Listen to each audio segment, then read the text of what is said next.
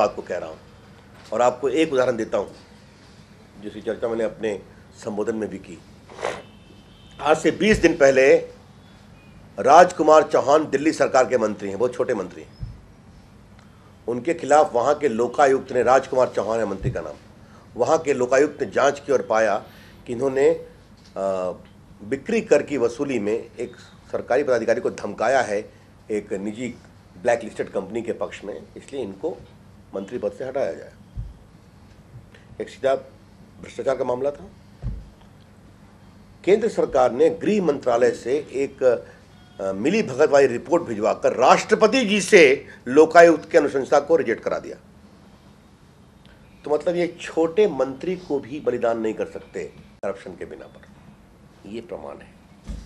तो कांग्रेस कभी करप्शन के खिलाफ कार्रवाई करेगी और जागृति करेगी, इससे बड़ा मजाक कोई हो नहीं सकता। What is the stand of BJP for including Prime Minister and higher judiciary in the ambit of Lokpal? We have very categorically stated we don't know what is the government position. We have a position. I want to make it very clear to you. But in order to give any comment of ours, there has to be a basic draft before us. आपको मालूम है कि Do you want these offices to be in the ambit of Lokpal? You know, Vajpayee ji said कि the PM should be there. आपको मालूम वो prime minister थे। लेकिन मैं आपसे फिर कह रहा हूँ कि आप लोग जो लोग भी हैं सदन के अनुभव को जानने वाले, यहाँ भी विधायक लोग बैठे हैं, सरकार एक प्रारूप लेकर आती है, उस प्रारूप पर सदन में चर्चा होती है, सदन में चर्चा होने के बाद वो संशोधन होता है, बिल पास होता है। अभी आपको मालूम है कि कपिल सिब्बल ने साफ साफ कहा है कि हम लोग जो बैठे हुए हैं ड्राफ्टिंग कमेटी में वो सरकार के नुमाइंदे नहीं हैं, हम मंत्री हैं जो ड्राफ्टिंग कमेटी के मेंबर हैं।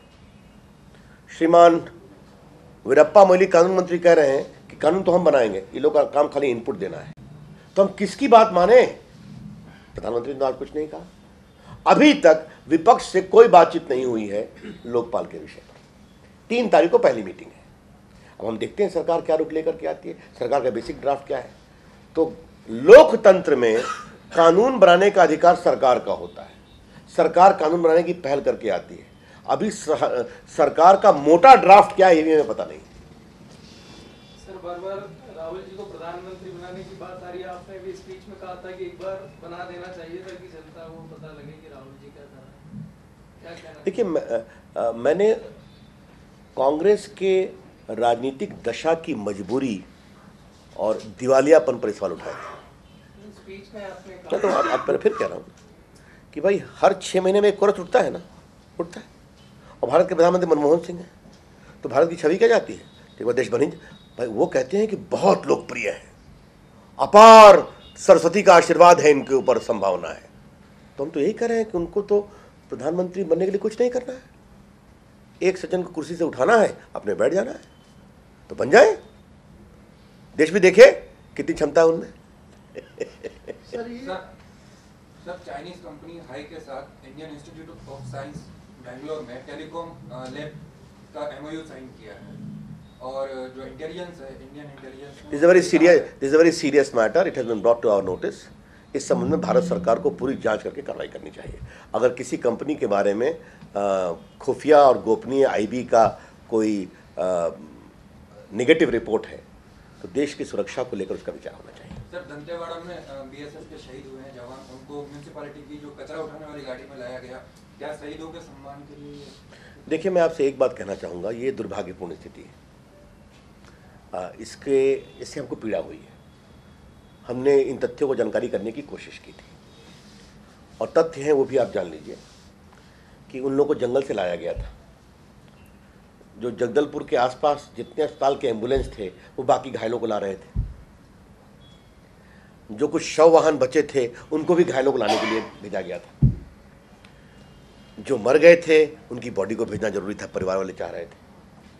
तो ये एक मजबूरी में एक दुर्भाग्यपूर्ण परिस्थिति पैदा हुई। हमको ऐसा लगता है कि वहाँ की सरकार दोबारा पूरी चिंता करेगी।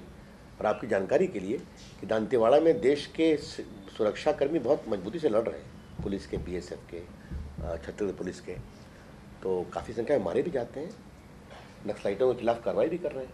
आपको मालूम है कि मैं छत्तीसगढ़ का प्रभारी रहा हूँ, इनको कोई जन समर्थन नहीं है। 2008 के विधानसभा चुनाव में बस्तर में 12 सीट है, इनके तमाम मतदान के बहिष्कार के बावजूद बीजेपी 11 जीती। और अभी 1.5 महीना पहले ये बस्तर लोकसभा का उपचुनाव हुआ, जहाँ से बलिराम कश्यप हमारे नेता हुआ करते, उनकी मौत हो गई, उनके बेटे खड़े थे। 85,000 वोट से हम जीते। तो आप देख रहे हैं जनता किधर है। लेकिन हाँ, ऐसी घटना दोबारा नहीं होगी, इसकी शासन चिंता करेगा। सर, देश में महंगाई है, भ्रष्टाचार है, बिल्कुल सही बात है, लेकिन विपक्ष को देखा गया है कि वो उतनी आक्रामक मुद्रा में नहीं है। पहले ये होता था कि विपक्ष मुद्दा उठाता था और मीडिया उसका अनुसरण करती थी। अब होता है कि मीडिया कोई मुद्दा ढूंढ के लाती है और विपक्ष उसको फॉलो करता है। तो क्या देश के लिए अच्छी बात है, लोकतंत्र के लिए खासतौर? मेरे ख्याल में आपके इस विश्लेषण से मैं सहमत नहीं हूँ। आपको मैंने पहले बताया कि पूरे काले धन का विषय, स्विस बैंक का विषय आडवाणी जी ने उठाया 2009 में। महंगाई को लेकर अरुण जी और हम लोग कितनी बार जेल जा चुके हैं, ये आप इनसे पूछ लीजिए। ऐसी बात तो नहीं है। मैं पटना में 2 बार जेल जा चुका हूँ, ये भी गए हैं, लाठी का है, लाखावत जी गए हैं। ये संघर्ष हमारे देश में चलता, उन्होंने बंद तक किया है। तो हम संघर्ष करते हैं। जो भ्रष्टाचार का विषय है, पूरा हमारा राष्ट्रीय बीजेपी मीडिया सेल और दिल्ली भाजपा राष्ट्रमंडल खेल को लेकर कितना एक्सपोज करती रही है। 2G पर 2009 में राज्यसभा में अरुण जेटली और मैंने, और राष्ट्रमंडल खेलों पर लोकसभा में सुषमा जी ने विषय उठाया, सरकार ने ध्यान नहीं दिया। ऐसा नहीं है, हम करते रहते हैं। ये सरकार की चमड़ी बहुत मोटी है, लेकिन हम संघर्ष करते रहते हैं। लेकिन जब कांग्रेस ने सवाल किया भ्रष्टाचार के मुद्दों को लेकर, तो आपके जो है वो कर्नाटक सरकार पे निशाना साधती है। येदियुरप्पा पे बहुत सारे जो है भ्रष्टाचार के आरोप है। उनका ये कहना था कि जिन जिन पे आरोप लगे हैं, जांच में जो दोषी पाए गए उनको हमने हटाया है, लेकिन बीजेपी कुछ नहीं कर पा रही है। पहले आपकी जानकारी के लिए हम बता देना चाहते हैं कि कांग्रेस पार्टी ने किसी को मन से नहीं हटाया। मैंने अपने भाषण में एक बात का जिक्र किया, ये तथ्य आप जान लीजिए कि 21 अक्टूबर 2009 को 2G में CBI की इंक्वायरी हुई और प्रधानमंत्री ने 26 नवंबर 2009 को उनको निर्दोष बताया। जुलाई 2010 में उनको निर्दोष बताया।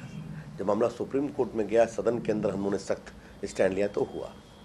जहाँ तक कर्नाटक का सवाल है, कर्नाटक में लोकायुक्त की एक रिपोर्ट भी अभी तक नहीं आई है येदियुरप्पा सरकार के खिलाफ। और ये बात मैं पूरी जिम्मेदारी से कह रहा हूँ, एक रिपोर्ट नहीं आई है। एक मंत्री मिस्टर नायडू थे, उनके खिलाफ FIR हुआ था, उनको हटा दिया गया। अगर ऐसी कोई रिपोर्ट आएगी तो हम कार्रवाई करेंगे। और आपकी जानकारी के लिए भी जान लीजिए, आप माइनिंग की बात आती है तो सुप्रीम कोर्ट ने अभी कई माइनिंग को बंद किया है। इसमें 19 माइन जो बंद किए गए हैं, ये सारे माइन्स कांग्रेस की सरकार ने दिए थे अपने परिचित और मित्रों को। और जो 99 माइन्स पे इंक्वायरी करने को कहा है, ये सारे माइन्स कांग्रेस के लोगों ने दिए थे। तो ये भी सच्चाई है। हाँ, ऐसा है कि वो बोलते रहते हैं, लेकिन कई बार तथ्यों की, हाँ मुझे मालूम है कि अगर लोकायुक्त का कोई अनुशंसा आएगी तो कार्रवाई करेंगे। मिस्टर येदियुरप्पा, तेलंगाना सरकार येदियुरप्पा सरचार्ज में लगा पाएगी। जो 1,000 रुपये की बात कही गई थी, माइन से निकलने वाले ट्रकों पर 1,000 सरचार्ज लगेगा। रेड्डी बंधुओं का पैसा जितना है कि काफी जी नहीं, कुछ कोर्ट से इंटरवेंशन, कुछ कोर्ट से। और रेड्डी बंधुओं के बारे में एक बात जान लीजिए, मैं वहाँ उनको डिफेंड करने नहीं बैठा हूँ।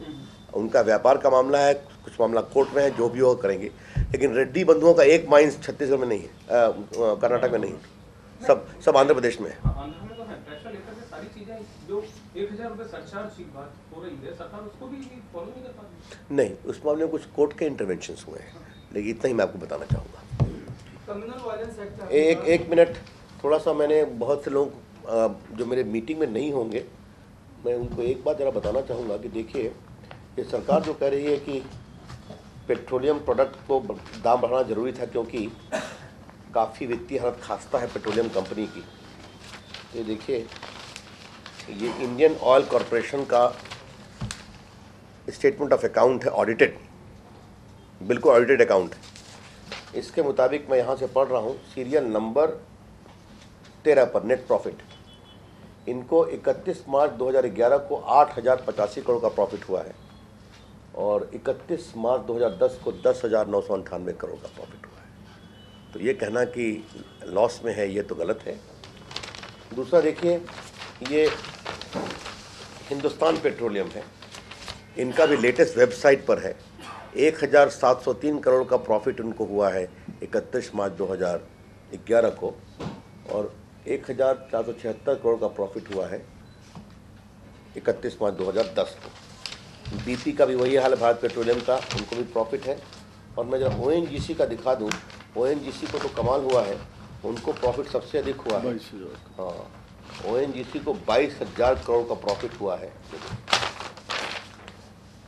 ONGC का प्रॉफिट है 2011 में 22,455 करोड़ और 2010 में है 19,405 करोड़। तो ये जो कहा जा रहा है कि कंपनियों को बहुत घाटा हो रहा है, इसका कोई तर्क नहीं है। हमने बार बार कहा था ये सारी सच्चाई जनता के सामने आनी चाहिए। ये अन्ना हजारे जी ने जो प्रारूप आप लोगों को बताना, विपक्षी सभी लोगों को, उस पर आपकी क्या प्रतिक्रिया है? अन्ना हजारे के 3 लोग आडवाणी जी से मिले हैं, उन्होंने अपना मोटा ड्राफ्ट रखा है, लेकिन हमारी एक समस्या है, उनको पूरा सम्मान से दिया है, हम लोग और उनसे बात करेंगे, लेकिन अन्ना हजारे के ड्राफ्ट से कानून नहीं बनता। कानून बनेगा जो सरकार अपना ड्राफ्ट लेकर के आएगी। ये देश के संसद की कानून की प्रक्रिया है।